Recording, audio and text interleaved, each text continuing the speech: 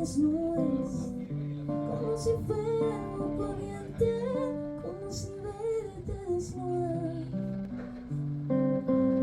Herzlich willkommen, liebe Nuoviso-Zuschauer von der Straßenumfrage, die wahrscheinlich von dem entferntesten Punkt stattfindet, den wir je gemacht haben. Ich bin hier gerade in Puerto Escondido in Mexiko an der Pazifikküste. Und was läge da mehr auf der Hand, als die Mexikaner mal zu fragen, was sie denn so von ihrem großen Nachbarn im Norden von Amerika halten, vielleicht von der Trump-Regierung, wie sie auf Europa blicken und natürlich auch auf Deutschland. Ich würde sagen, 35 Grad, die Sonne knallt und wir hören uns mal um. Thank you first of all for your time, and what's your name? Claudia, you're welcome. Yeah, Claudia. Claudia. Do you have a stereotypical imagination of a German? Not really. I think it's people, fria. I don't know, say Cold, like yeah. cold. Yeah, yeah. It's only this. What is a cliche that you? What's the first thing you think of if you think of Germany or Germans? Like white wine, maybe some place of food, and like a different language. Yeah, it's nice people, very friendly, and yeah, they need to be a bit more tan, but yeah, they are very friendly. I have a very good friend of mine who's German. Oh no! Yeah. So what's a stereotypical German thing? I mean, we ask for the cliches right now, you know. Very organized, very hardworking, a little autistic. Just kidding. I'm sorry, I'm just kidding. What's your name? Orlando, but everybody calls me Rocco. Rocco. Yeah. But actually Orlando. Yeah, for sure. Like Orlando Bloom. Yeah, Of course. yeah, he's my brother. He's my brother for another mother. About Germans, I don't think they are the majority of people here. Most tourists are Americans, I think, or Canadians. But if you ever meet Germans, what's a stereotypical thing? Yeah, I think that I have met like a couple of them. Before here, I was working in a hostel, so a lot of Germans there. And to be honest, they are very warm, something that probably I didn't expect. We usually here in Mexico think that probably Europeans in general are like very, I don't know if the word is close or cold or serious, you know. But I found that Germans are very warm. It's just like you need to first approach them, try to talk to them, because they are not like very open kind of speak. Like they don't just talk to you. That was my first experience with them. But once that you approach them, they are very nice. Yeah, I have a good experience with Germans.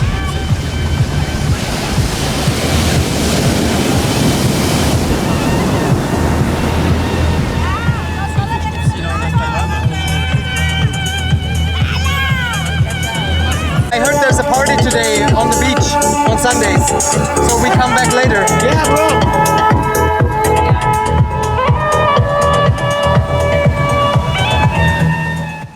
Tenemos familia, van bien, ustedes muy Okay, what comes to my mind when I think of Germans? Yeah. I don't know. It's easy to get along with the Germans for me. I would say so, and yeah, I mean it's all the stereotypical things of order and stuff like that. But I would also say that strong friendship, good food, strong cars and amazing cars, and also people with a lot of vacations, travel. Yeah, Germans travel a lot, right? All over the world. Yeah, I would say so. So it's, I don't know, I think it's always fun to just cross some Germans and have a nice talk with them and a beer, of course. And the beer. Oh yeah, beer. Also, another thing about Germans is that I think the language is fascinating because you guys have like, I don't know, a word and to a word and then word. It's like very specific. So I think it's like it lends itself to a very analyzing culture. Yeah, dude, can you say dude to a girl? I don't know. But we were just thinking about how if you always have good weather, because we have this, I mean, you also have the real autumn or fall and winter. I think in the north of Europe, all these cultures are so philosophical in a way, because in these times you're not really extroverted. You have to stay in your home, make sure that you survive the winter. Yeah. And it really makes you a little bit more of a reflective personality. That's why I think those cultures here, they have their pros, as every culture does, but I think the people are not that deep to me. I miss that. I love that about my home. It makes you wonder if people are only deep when they have sorrow and pain. Yeah, I think it helps, right? So you've never been to Europe? No, I have never been there. It's something that I would do in the future for sure. But I have met plenty of people from there: France, Spain, Europe, Switzerland, Sweden. In the hostels, you know, a lot of different people from different countries, you know. How would an average Mexican person imagine Europe? What is one, like, for example, in Mexico, I thought everybody's playing the guitar, making a serenata, Serenata, yes. Serenata, and having the big sombrero on, which I've never seen actually in real life here. So like just the cliche, you know? Yeah, for sure. Yeah, I mean, what can I say about that? For example, I imagine Europeans are like very fashionable, like you know, like blonde, tall, cold. I don't know, like Europeans in movies usually, you know, like very stylish, very mysterious, very, I don't know how to describe it, but very different to Latin Americans. Very, very different. Like probably the opposite, you know, like not so chatty, like very quiet, very mysterious. I like being sweat all the time, the heat, watching the girls in bikini all day. Yeah. That is like the dream, you know. You yourself are Mexican as well? Yes, I'm Mexican. We just had this conversation today that for me, it's my first time in Mexico. Is it? I didn't know that Mexicans can be completely white, completely black. Yeah, absolutely. It's, I mean, yeah, it's huge. Mexico is huge. Yeah. It's huge. It's a huge country. If you go to north of Mexico, I come from the north of Mexico. Their people is like really mixed. So yeah, it's wider, taller, so a lot of different phenotypes. And yeah, you should go to, I don't know, Tijuana, some of these places that are better known of the border or close to the border. But yeah, it's... We should go there, you say? You should, definitely. Most people say we shouldn't. No, definitely, you should go. Absolutely, yeah. I know, like there is like Mayan towns in Mérida or near Playa del Carmen where the native people, it's white, you know, are even like my brother in the camera, you know, like like yeah, ¿cómo se dice? Blunt. Oh, really? Yeah. And I think it's something very ancestral when some German colonies or Dutch colonies arrived to that part of the Caribbean, because as you know, like there's like even parts of in the Caribbean near Venezuela, like the Guyanas and all that, like are part of France, part of the British Empire, part of Italian Empire also, you know, like, or even Romans, more than empire, like the church, right? So in this case, I think this town is because of a mix of Germans and Mayans, actually. It's fun, but you can Google it. Yeah. What do you think the average Mexican or most Mexicans think about the US right now? I don't know. Coming from the north of Mexico, it's a weird feeling because, you know, the border, it's kind of deleted. All of us have families in the other side of the border and the same way around. So it's weird to having a culture in a country so close in many different aspects, economic, obviously, but family, culture, music, food, and so on.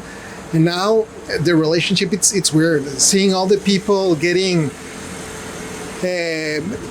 get in these situations with ICE and so on, it's a weird feeling. I think it's regarding the people in the US, it's also a connection and close relationship. But the situation with the government, that's where things get complicated, I would say so, yeah. Do you know the name of the German chancellor right now? Oh, Mrs. Merkel? No, Almost. no. Angela Merkel? She no. stopped like 5 years ago. Oh, okay, fuck, sorry. No. Oh yeah. Do you know? No, what is this cliche? I don't know. Do you know this video of the French national football team, and they all like look on her? Yeah, you saw it. Yeah, for sure. But no, it's maybe the shorts, the clothes. But she looks like she wears a wig. Yeah, that's her lady, and she's done a lot of surgery, like aesthetic fair surgery. enough. So maybe, I don't know, like some people are putting like Botox, some shit. And Yeah. But Macron is a good-looking man. He could have a young girl. Yeah, but I don't know. It's maybe about love, not just physics, and it's a long relationship. But no, I don't know. Yeah, and what do you think about Macron with his new sunglasses? Oh Those days. yes, I've also seen that. Yeah, he yeah. looked like Tom Cruise and Top Gun in this movie. To fuck Trump and Putin. Yeah. Hey Joni, where are you from? I'm from New York City. Like, it's a pretty how do you say divisive country? Is that a word? America? Yeah, like split, like this, like people are split into different political. Yeah. I think increasingly so right now. I feel like there's always been a spectrum of right to left, but I think what's going on right now is there's not enough people in the middle. And if you're in the middle, because it's so polarized at the moment, then whatever side you're on will assume that you're the other side. Yeah. Yo, people are so much cooler when you talk to them than what the media always portrays, because you always feel like you're the only one in the middle that can kind of both understand both points. But actually, if you talk to people like street interviews, most people are like that. Not everybody's an extremist, you know? I think the media does its best to divide people because it generates a lot of money. So I think, and I think people kind of fall prey to that, and they start hating each other. Almost every Mexican has some relative that lives in the US or something, right? I would say people in the border, we all have families in the other side of the border in the US and the other way around. The other way. Yeah, and people speak English and Spanish. Most of them are bilingual. So yeah, I would say a lot of people have families in the other side of the border. I think it's about 40 million Mexicans that live in the US. So you can imagine, yeah, it's huge. So yeah, it's a weird feeling. Now it's, I would say That's like a third of the Mexican population living in. actually the second largest city with Mexicans is Los Angeles. It's not Guadalajara or whatever it is. It's Los Angeles. Half of the US was Mexico, and the cities, the food, the names, the music, and so on. It's so mixed. So it's weird. It's weird the times we're going through right now. So I think that's part of the reason is that a lot of people can't or don't go beyond their circle, and are able to tolerate or practice tolerating different points of views, especially when they think that what's online is the real world, when in reality that's also an algorithm based on an echo chamber, because everything's documented online. So if you make a mistake, everyone's afraid of being canceled, and it's not very forgiving. You're the best person I ever talked to. It's pretty interesting. It's difficult to understand because the language is it's like a poem.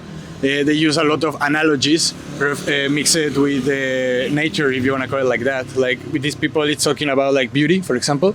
They relate it with flowers or something like that. Yeah, it's kind of poetical.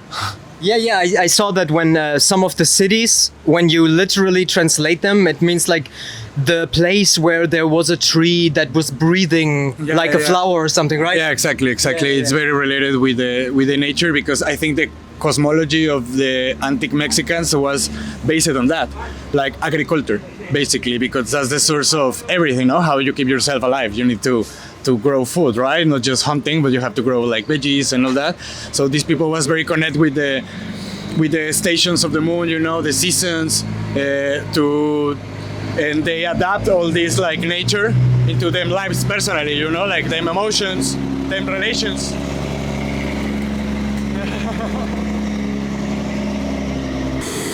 That was really beautiful. I think it was an amazing conversation. I loved it a lot. Oh, I have such sandy hands now. What was your name? My name is Aaron. Aaron. Nice Yeah. to meet you.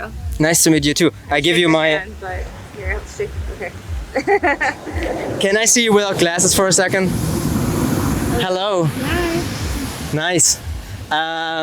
All right, I think we're done. I believe that all of nature is alive and conscious and talking to us and stuff, right? Yeah, exactly. Basically, we are part of the same. We are not separated. Yeah. Nice. Yeah, I believe that too.